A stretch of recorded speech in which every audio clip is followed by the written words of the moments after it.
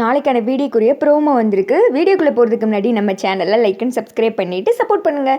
Promo வந்துட்டு நல்லாவே இருக்குது. இப்போ தான் சீரியல் பார்க்குறதுக்கு ஒரு விறுவிறுப்பாகவே இருக்குன்னு கூட சொல்லலாம். ஸோ வீடியோவை ஸ்கிப் பண்ணாமல் கடைசி வரைக்கும் பாருங்கள். ஃபஸ்ட்டு சீனில் வந்துட்டு ரொம்ப தேங்க்ஸ் மேடம், நீங்கள் இங்கே வந்து பாடினதுக்கு குழந்தைங்கள்லாம் ரொம்ப சந்தோஷத்தில் இருக்காங்க அப்படின்னு சொல்ல, ஐயோ நீங்கள் எதுக்கு தேங்க்ஸ்லாம் சொல்கிறீங்க, ஆக்சுவலாக பார்த்தா நான் தான் உங்களுக்கு தேங்க்ஸ் சொல்லணும். குழந்தைங்க முன்னாடி பாடினதில் எனக்கு புதுசாக ஒரு தெம்பே கிடச்சிருக்கு. சரிங்க, எனக்கு லேட்டாகிடுச்சு, நான் கிளம்பணும் அப்படின்னு சொல்லிட்டு தீபா சொல்ல, சரிங்க மேடம் அப்படின்றாங்க. அடுத்து வந்துட்டு வரிசையாக எல்லா குழந்தைங்களையும் வந்துட்டு கிஸ் பண்ணி ஹக் பண்ணி தீபா வந்துட்டு அங்கேருந்து விடைபெறார்கள். கார்த்தி வந்துட்டு இதெல்லாம் பார்த்துட்டு, சரி நம்ம இந்த இடத்துல நிற்க வேணாம், நின்னாங்கன்னா நம்மளை பார்த்துருவாங்க அப்படின்னு சொல்லிட்டு தீபா அந்த ஸ்டேஜை விட்டு இறங்கி வர்றாங்களே, அப்போயே கார்த்தி வந்துட்டு விறுவிறுன்னு வெளியில் போயிடுறாங்க. தீபாவும் ஆசிரமத்தை விட்டு வெளியில் ஆட்டோ பிடிச்சி வந்துட்டு இருக்காங்க. அப்போ வந்துட்டு நம்ம மீனாட்சி தான் கால் பண்ணுறாங்க. என்னாச்சு தீபா, ஃபங்க்ஷனில் நல்லபடியாக முடிஞ்சிடுச்சா அப்படின்னு சொல்ல, நல்லபடியாக முடிஞ்சிடுச்சுக்கா, நானும் பாடிட்டேன், குழந்தைங்க முன்னாடி பாடினதில் எனக்கு அவ்வளோ சந்தோஷங்க்கா அப்படின்னு சொல்ல, சரி தீபா நான் கோயிலுக்கு தான் போய்கிட்டு இருக்கேன், நீ வேணா அப்படியே வந்துரு அப்படின்னு சொல்ல, ஆமாக்கா நான் உங்ககிட்ட ஒரு முக்கியமான விஷயம் பேசணும், அங்கே வாங்க அங்கே வச்சு தான் பேசணும் அப்படின்னு சொல்ல, என்ன தீபா எதுவும் பிரச்சனையா அப்படின்னு கேட்குறாங்க. அதெல்லாம் ஒன்றும் இல்லைக்கா, முக்கியமான விஷயந்தான், பிரச்சனைன்னு எதுவும் இல்லை, வாங்க பேசிக்கலாம் கோவிலில் வச்சு அப்படின்னு சொல்ல, கார்த்தியும் வந்துட்டு இதெல்லாம் எதுவுமே தெரியாத மாதிரி அவரும் இருந்துக்கிறாரு. தீபா போகிறதெல்லாம் பார்த்துட்டு தான் இருக்காரு. அடுத்த சீனில் வந்துட்டு இது நம்ம மீனாட்சியும் தீபாவும் கோவிலில் வச்சு மீட் பண்ணிக்கிறாங்க.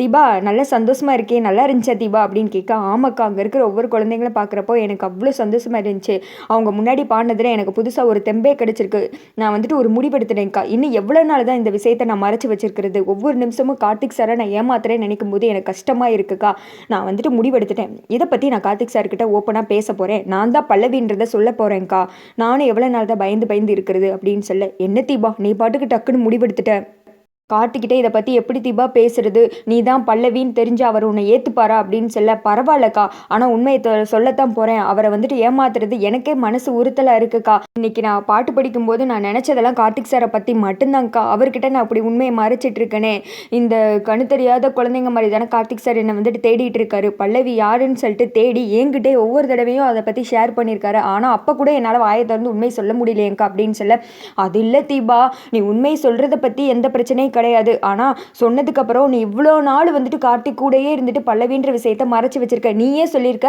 கார்த்திக்கு பொய் சொன்ன பிடிக்காது அப்படின்னு சொல்லிட்டு, அப்படி இருக்கும்போது நீ தான் பல்லவின்னு இப்போ தெரிஞ்சிச்சுன்னா அவரோட முடிவு என்னவா இருக்கும்னு தெரியலையே தீபா, உன் வாழ்க்கைக்காண்டி தான் சொல்கிறேன், இவ்வளோ நாள் மறைச்சிட்ட, இனிமேல் இப்படியே இருந்துடலாம்ல அப்படின்னு சொல்லிட்டு சொல்ல, ஏம்மா அவளே உண்மை சொல்ல வரா, நீ ஏம்மா இப்படி பண்ணுற அப்படின்ற மாதிரி தான் இருக்கு, ஆனால் ஒன்றும் பிரச்சனை இல்லை, கார்த்திக்கு அப்படியே உண்மை தெரிஞ்சிருச்சு.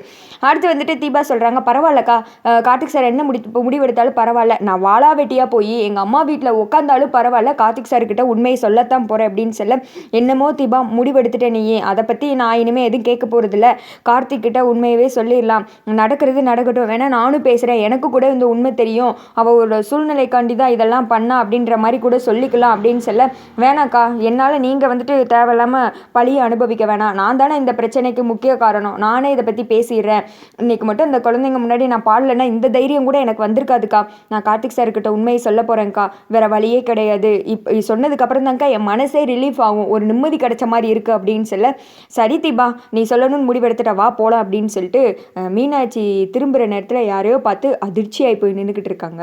என்ன இது, யாரும் மீனாட்சி அக்காவை பார்த்து இப்படி ஷாக்கிங்கில் இருக்காங்க அப்படின்னு சொல்லிட்டு தீபாவும் தீபாவும் ஷாக் ஆகி போய் நின்றுட்டு இருக்காங்க. நமக்கு அது யாருன்னு சொல்லிட்டு தெரியல, அநேகமாக அந்த இடத்துல கார்த்தியா தான் நிற்பாங்க அப்படின்னு சொல்லிட்டு தோணுது, ஏன்னா கார்த்தி தீபாவை ஃபாலோ பண்ணிட்டு கூட இந்த இடத்துக்கு வந்திருக்கலாம்.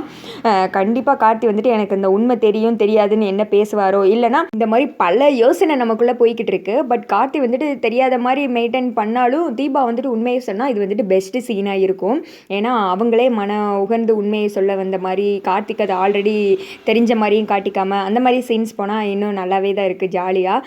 பட் எனிவே கார்த்திக் தெரிஞ்சிச்சு, இதை பற்றி நீங்கள் என்ன நினைக்கிறீங்க அப்படின்னு சொல்லிட்டு மறக்காமல் கீழே கமெண்ட் பாக்ஸில் கமெண்ட் பண்ணிவிடுங்க.